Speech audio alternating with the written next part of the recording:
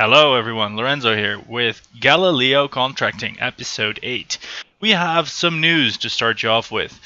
First of all, submissions are incoming. A absolute madman by the name of Mr. Lee has sent no less than 3 vessels. There was one caveat, and that is they were designed with the latest version of KSP, which of course I can't fault anyone for doing because my install is about a year old. So I took the plunge and updated, found the Galileo mod again, and installed that. The drawback is that all our existing missions are gone. Some of them were teleported into stars, other planets, and more weird stuff. But then again, we didn't have any big stations or anything going on anyway. Now, the craft Mr. Lee sent me is this one, the Kerbali. Some engineer decided to put a wing on top of it here, which is a very interesting design choice. Also, the second stage reportedly has fuel for a re-entry, but then the whole thing has enough delta V to leave the solar system almost. So that's peculiar as well. What we're going to do with this is explore Ceti. That's our second nearest neighbor, and furthermore, hopefully after we get some science from that, I will unlock the parts for the other crazy rockets he built me. And of course, explore the rest of the Galileo solar system. As Ceti is a moon of Gales, we don't need to tinker with launch windows. We can just go and figure it out as we go along, which is exactly what I propose to do right now.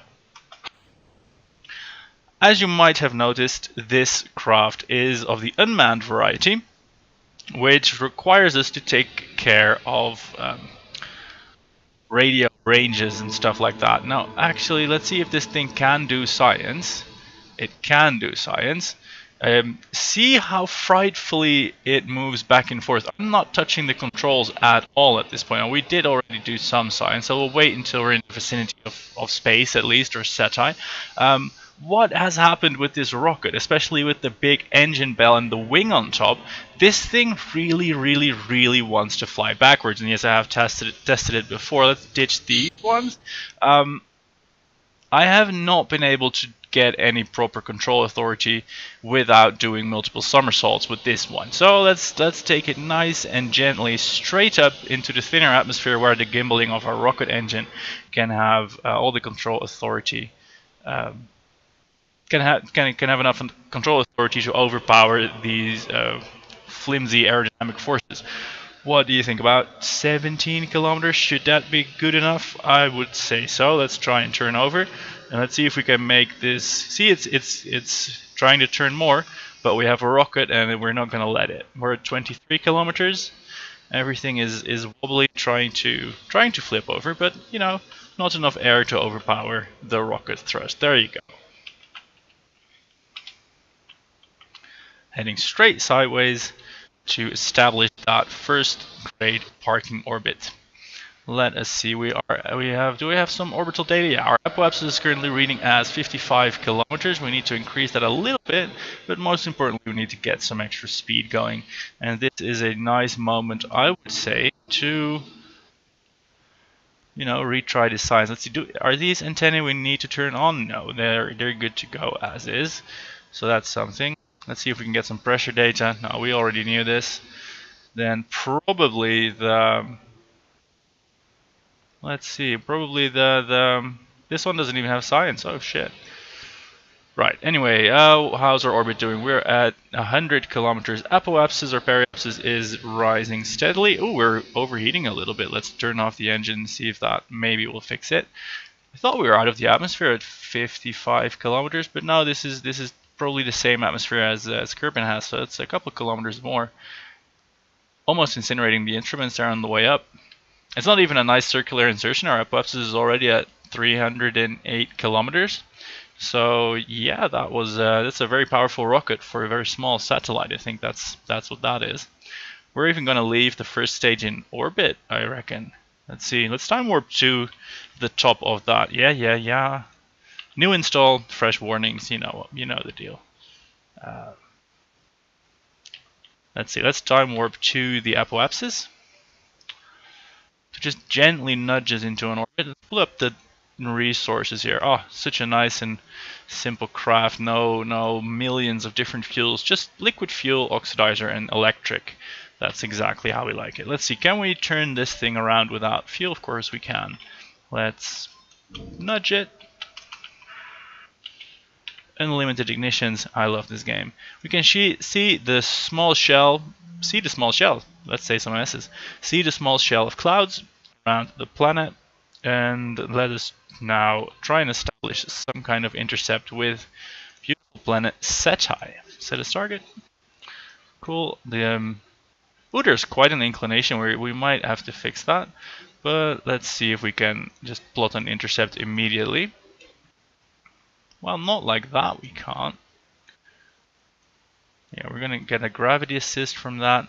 As we have all the delta V to spare, I will propose to first just brute force the inclination. We don't need no efficiency. This is too much brute force going in the wrong direction. That won't help. So yeah, something like that. Then we can fix the inclination and have an easy time plotting a rendezvous. So time warping to that maneuver node when we're at the ascending nodes. And then let's see if this SAS has the function to keep tracking. Oh shit, I missed it. Keep tracking the thing. It does not. I'm gonna have to do that manually, which I can. Anyway, engines on. Let's see about tracking that.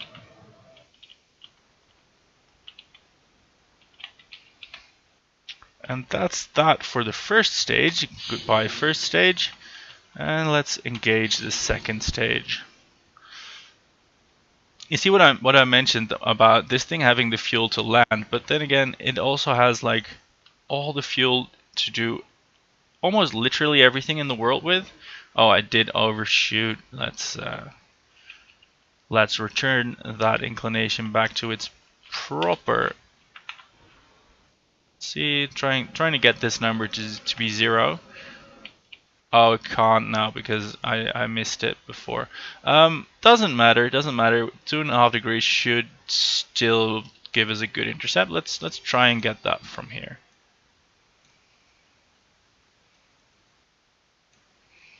Yeah, that's the beautiful thing about orbital mechanics. Even if you're in a different solar system, the rules are still the same. And we can just do this. Yeah. So that's time warping to 24 more minutes. We're still doing good on electric. We're only draining a little bit whilst we're in the shadows and then charging right back up when we come out. So that's some good spacecraft design there. Well done, Mr. Lead. Still no explanation for this bizarre wing, but you know, don't rag on what works, I suppose. It does work. There's the first stage leaving us. We don't need that anymore. See you later, stage. And about 900 meters per second to go for intercept with Seti. There we go. And because this is a big engine on a small spacecraft, that shouldn't take all that long at all. Let's try another science run, shall we?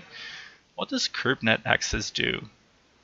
Oh my god, I've not been in the stock game for years. That is actually true. I don't know what this does. Somebody's gonna have to explain that to me. Alright, let's do the pressure data thingy. Hey, we got some, but we're not gonna recover it, so we might as well not save it at all. Hey, this thing had recovery hardware, didn't it? We might be able to save it after we go to Seti anyway. So there we go. This should be close to an encounter. We can try and keep the data. I mean, yeah, why not? Alright, let's do this the old-fashioned way and get us a nice intercept without any maneuver node planning at all.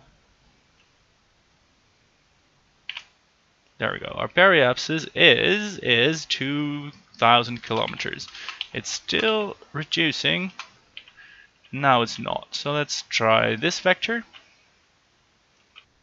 No, we have to try the 180 vector to that one. You see, this is trial and error rocket science, which you can do with infinitely throttleable and restartable engines. It's nice. It's really nice. They should make more of those in, you know, the real world. There we go. 1,500 kilometers. Something is happening, and it's increasing again. All right, we will just fix it whilst we're there. Yeah. Let's throw in a quick save and hit the time warp to right about here. That's an 8-day time warp. Now, unbeknownst to you, I actually had planned a launch window to a further away planet. Let's get that out of the way, because, you know, that's not going to apply anymore. And let's try and time warp here again. We should probably be able to do some more science on the way here, right? I mean, this probably counts as being high above Gale. Let's have a look at that. Anyway, our uplink is still strong. That's certainly good news. Oh, there's temperature here as well. Isn't that great? Boom, but this one we also already had. So, yeah. Ooh, and we can't bring a lot of that back. So yeah, we're gonna just not bring any back. We won't be able to do it anyway, I think. So I think we're gonna have to settle to get this data from the sphere of influence of Cetai. And that should be a breakthrough enough. We're gonna try and get a nice low periapsis. Let us see. If we aim straight down shouldn't be good, but we should be able to aim like sort of sideways and move our periapsis right in close to the planet. There we go. We're gonna, oh, that was actually making things a lot worse. Right, our orbital velocity is only like 200 meters per second, so we're just gonna like warp to the periapsis and wing it from there. Let's aim our ship retrograde and also stop the time warp. And ooh, there it is. Look, we're gonna have a closer look at that soon. Alright, let's aim at retrograde, fire the engines, and see about doing some scanning from here. Yeah, we got like 15 science points. Oh, whoops, our velocity is already zeroed almost. So, whoa, lots more science. Yeah, we can get some crazy rocket parts from this. That's going to be great. Oh, it's also eating up all our electric charge. Fortunately, that is now complete. See, this is a what's colloquially known as a landing course, but we don't have any landing supplies. Actually, we might be able to just land this thing. Did I just say that I want to try and land a satellite? I mean, it doesn't seem like the gravity of this thing is exceedingly strong. Let's see and try and land the satellite. Why not? Why not? So it's a 20-kilometer periapsis. That's certainly something to work with. And then we can establish a circular orbit there and see about landing on this moon, I suppose. Why can't I time warp? Oh, because Kerbal Alarm Clock is being annoying. There we go. Let's see about that. Now, it's quite imperative to not time warp immediately past the periapsis, which I sometimes do, so that's why I threw in the quick save. Let's see. There we go. Thank you, game, for saving my ass. Ooh, look at that moon. It's suddenly all big and shiny. And let's have a look at the temperature thingy. Yeah, we can return another one. Oh, we're gonna get so much parts later. Boom, and now we're gonna try and actually land on this thing. If we don't blow out all our electric on transmissions. Alright, so we have... Do we know our delta V that we still have our residual delta V capacity? Yeah, we should be able. Vessel, delta V, 1500 meters per second. We should easily be able to land this. Let's do it.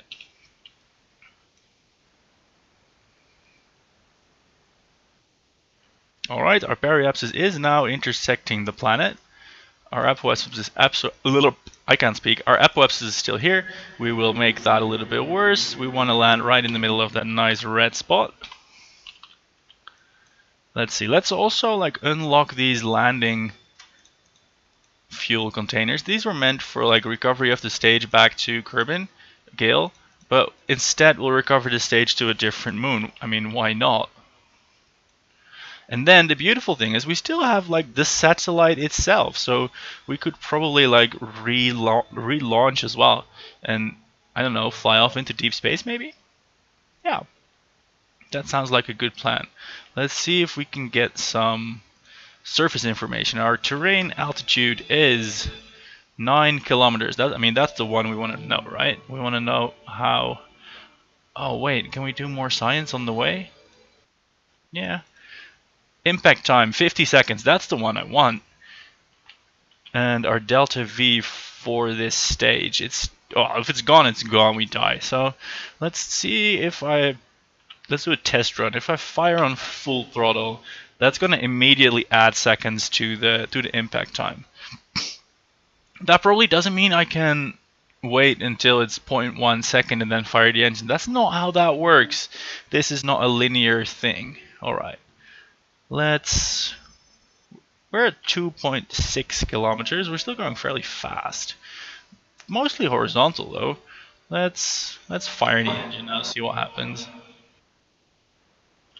Yeah, impact time is increasing, so that probably means we make it. I'm not that good at space math. It's all intuition for me, so let's wait until like 7 seconds. Oh my god, that ground is getting so close. Boom, impact time is again increasing. That's good. Whoa, that's because our thrust to weight is like infinitely high. Look at that acceleration. It's like 4 Gs. That's a strong acceleration. Let's see if we can make this thing hover. No, we can't. The lowest setting is still accelerating it. So that's going to be a bit of a rough landing. Let's see, 60 meters, 70 meters, full throttle, and then do a little bit of a bounce.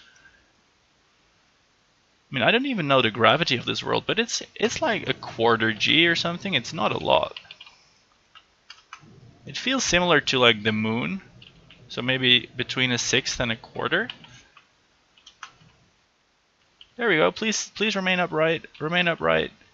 We are now officially landed on Cetai. And let's see about transmitting some science from here. Yeah, lots of sciences. From the Midlands, can we get to another biome? I mean, we do have to stay on the right side of the planet, I suppose, because otherwise it wouldn't work. The transmission wouldn't have line of sight. So let's try and lift off and head north for a bit, and then land somewhere else, right? Let's see about doing that. So almost straight north. That. Where are we gonna end up? That's probably still the Midlands, right? We can see the biome in the heads-up display here in the top, so let's... Oh, we can't warp faster. Oh, come on, let me be danger. Let's see, as soon as this thing goes to a different biome, then we're gonna try immediately reverse thrust and land. Yeah. Cetai, by the way, looks rust-colored and moony. So that's that for the exploration scientists. We found a planet. It looks like rust and it doesn't have an atmosphere. Isn't that wonderful? We discovered something. Cool. The lowlands, lowlands, lowlands. Did that just blip into something else? I did not see that. Alright, we're not going to make it anywhere but lowlands. So, hereby I make an executive decision to abort into orbit and shoot this probe into deep space where hopefully it can get some more science done. Alright, our apoapsis is now 100 kilometers, we're ascending, so yeah. We can try and plot a course out of the Galilean solar system, which we want to do in, let's see, where are we? We want to do that in the following direction. This one, is that, yeah, that's going. So we can just do that, burn in this general direction. We're not really aiming for anything. We just want to get out of here. Try and sample some of that sweet interstellar space. Interplanetary space. Interstellar is a whole different ambition. So, you know, this was still just the second stage. Let's ditch it and proceed with our satellite payload, because this is a ridiculously oversized launcher for what we were trying to do. Granted, we were trying to do as much as possible. So this still has got a kilometer per second of delta V. So at this point, I think we're just going to burn straight prograde and see how far we can get away. Look at that planet falling away. That's not even time accelerated. That's just like how fast this thing is booking it out of here. I mean, that's the probe engine that was pulling 8 Gs on this probe. It's literally just a solar panel, a wing for some reason, and the science kit. So yeah, quite an efficient piece of kit. Look at that, we're going at almost 2 kilometers per second, and this thing is just falling away. It must be really small. So yeah, resuming, let's time warp to the Gale escape moment, see if we still have a satellite connection then, and see about getting some data back home. That should probably be good. I like it how it says time to apoap's infinities rather than nan error. Ooh, this is a SETI escape. The sphere of influence of the thing is fairly big though. Oh well, I'll stop trying to figure out what SETI is made of. Can we stop having these alarm clocks being all buzzy? Let's see, come on. Come on. Here we go. We have three dots in the signal radius. So that's probably gonna work, right? All we need is like a little bit more. I think this is the first craft to go to interplanetary space. It's got 2 dots now, so it probably won't remain connected for too long, but we probably can get some science. Look, we can see the planet in the distance there. Yeah, temperature, well, in space high over Cairo? That must be the sun. Cool, yeah, not that much science, but still, you know, it's science. And we can get an idea of where this thing is going. Fairly far, actually. We may, if we had applied some common sense, we may have actually had explored Chalumo. But then again, we probably wouldn't have had the signal range. We definitely wouldn't have had the signal range. Look at that, it's on the last bar here, and then it would have to cross all that. So yeah, no waste there. So with this thing spent and soon to leave signal tracking, let's revert, well not revert, this was a great mission, let's go to the Space Center and see about spending those science points. And we want some nose cones and some octagonal struts for, not this one, for the next rockets that are benefactorly built. So that should, does this have small nose cones? It doesn't. Does this one have small nose cones? Also doesn't. Cubic octagonal struts? Oh my god. Where are these things? What would I want myself? Oh god, we need more science building technologies. This one has the cubic octagonal strut. This is the one we need. Well, we don't really need it. It's in the fun rocket, so we want it. And is the small nose cone in here? Probably not. It's in here. So if this is 90, that's 160. So it's 250. Ooh, that's like we need 1.6 more science. We can squeeze that out of something. But most importantly, we're gonna need the upgrade to the building, which we can do. We can do that. We even have a little bit of money for it. There we go. Upgraded. And what was that again? Aerodynamics? Yeah, we're gonna get that. Get some more construction parts for y'all. And yeah, and we need this, the 1.4 science. So I'll see about fixing that in the next episode. For now, send me your craft and let's see what we can explore in our things. Not a lot. We don't have a whole lot of missions for you know, cool destinations. So just build me a craft that can go far, or find something that's fun to do in here. We still do need a orbital cruiser to Iota, which is really close, because we need to like measure the temperature in flight, la-di-da. So, you know, it doesn't really matter. Just build a fun craft that we can go explore the solar system with. This was Lorenzo. Hope you enjoyed the watch, and see you later. Goodbye.